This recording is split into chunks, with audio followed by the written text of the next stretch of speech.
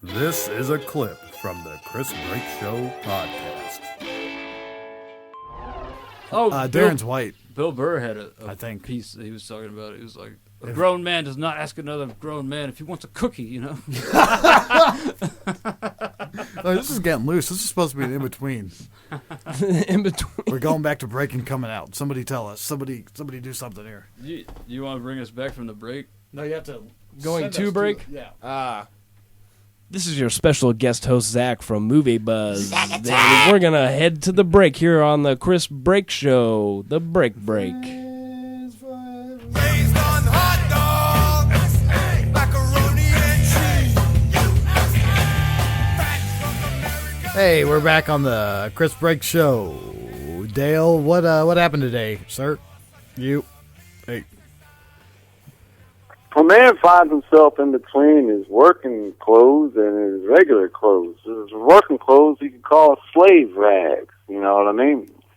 There's a big speculation as to whether or not the Industrial Revolution had anything to do with the abolishment of slavery back in the wee days. It's like this mechanical device can get rid of 4, 5, 6, 7, 8, 9, 10, 12 people's labor. Ha, ha, hoo, hoo.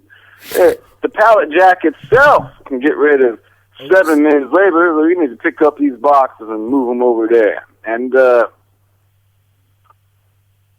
hydraulic device itself, got rid of 7 men's work for the day, which meant them 7 men had to work and they had to sell their chickens and all that good stuff. Well, I find myself sitting in between the same situation sometimes in the 21st century where we got cell phones that can pick up the same things that pallet jacks used to do way back in the day. What the fuck is that? What's that noise? It's important not to get too distracted from all that good wash. So I found myself going to pick up my provisions because I live in New Jersey, right on the border of Pennsylvania. What the fuck is that?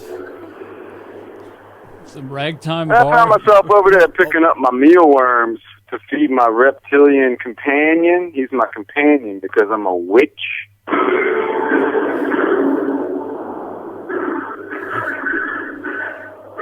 So I go to the bait and tackle store and I pick him up some mealworms and waxworms.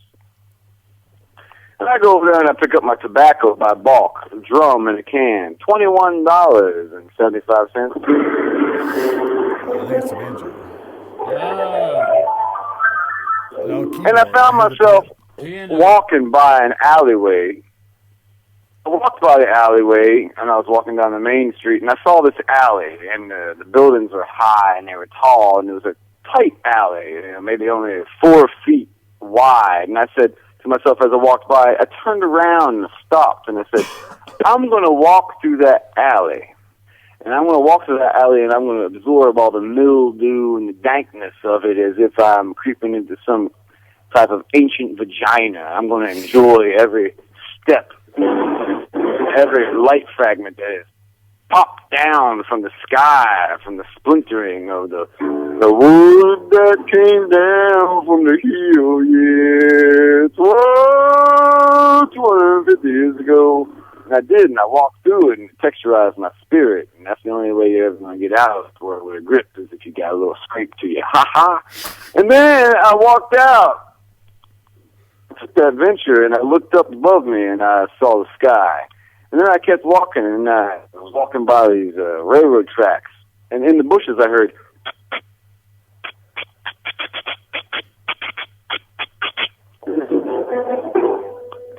And I thought maybe there was a mole walking by, making all this noise in the brush.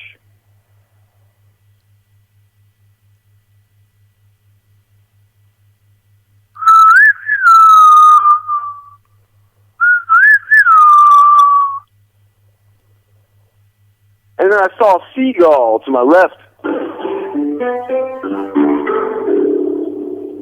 And I said, oh, there's a seagull up above me.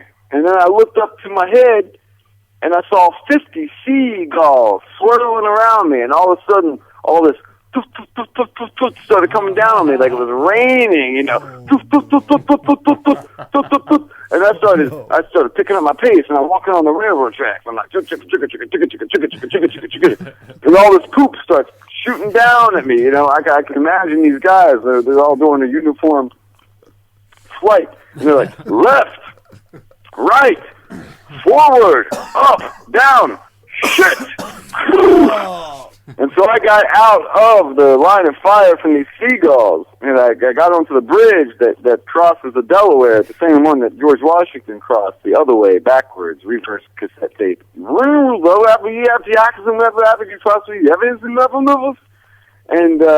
And I was passing a couple of guys that were walking by, and they said, "Hey, man, you gotta watch out for them seagulls, man. Shit on your head.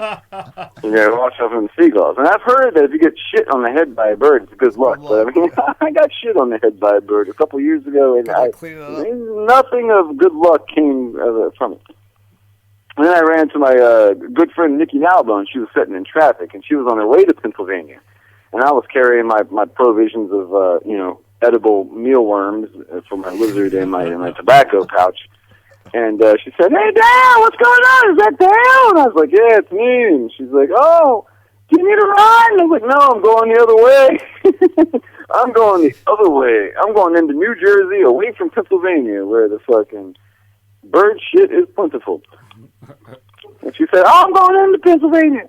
And then I said, "Oh, beware the seagulls, for they'll shit on your head." And that was about the extent of it. I came down to the Mill Hill Saloon where they were shooting a video for Honolulu, and everything went well. There was a puppet involved. Text messages occurred between different females that I know and I don't know. And I played the piano. And everyone's a crabby-ass son of a bitch, as far as I can tell. And I like the people that are mean. I like scraping away the layers of the mean people, and I like finding the good inside of them, instead of the people that are nice on top. And then you find out that they're crummy little sons of bitches. You know what I mean? It's not a reference to me. I'm sorry. This is a reference to me. Who is that? Amanda, this has nothing to do with you. Tell her to sit it down. And seldom will people ever know what it's like to be in the bars after hours and have a companionship with the bartenders who are your friends, and then they give you free reign of the goddamn piano. And you can exercise this very viscous, dark, spiritual goo of a night, that's almost elastic. You can stretch it, and you can bend it, and you can mold it like Play-Doh. And that's what I enjoy doing, and you can do that. You can stretch out. So whenever you're drunk and you're sitting in a chair, a four-leg chair, and you stretch back and say, "Ah," and then boom, you drop. That's a sensation, all right? A sensation is not going to your office job every fucking day and looking at your computer and talking to some guy who's got the same file, and he says, "Can you deliver that by this time in the PM?" And you get together at TGI Fridays or Applebee's and have beers at 6 p.m., and then you make sure that you're in bed by 8 so that you can be up. Fuck that shit and eat your mom's asshole out, because I don't need fucking fall-scented candles or all your dog shit and my shit and your fucking mom's shit. Basically what I mean to say is...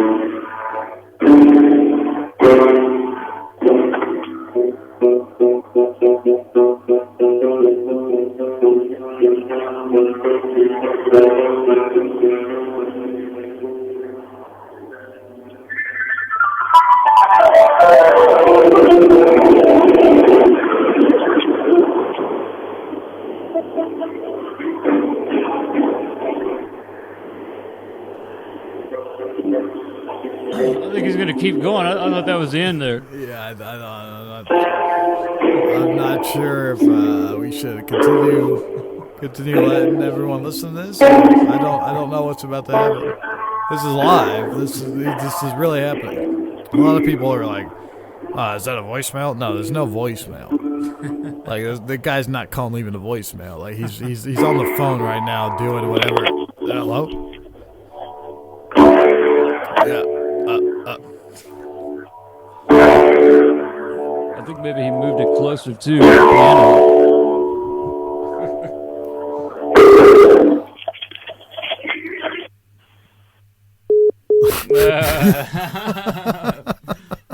I think he heard us.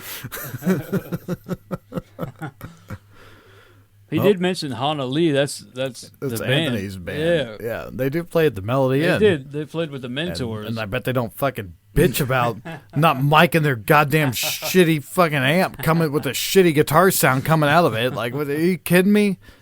And I got the end of that guy's story earlier, Zach from Movie Buzzed. And the end of the story was they didn't get the time slot they wanted.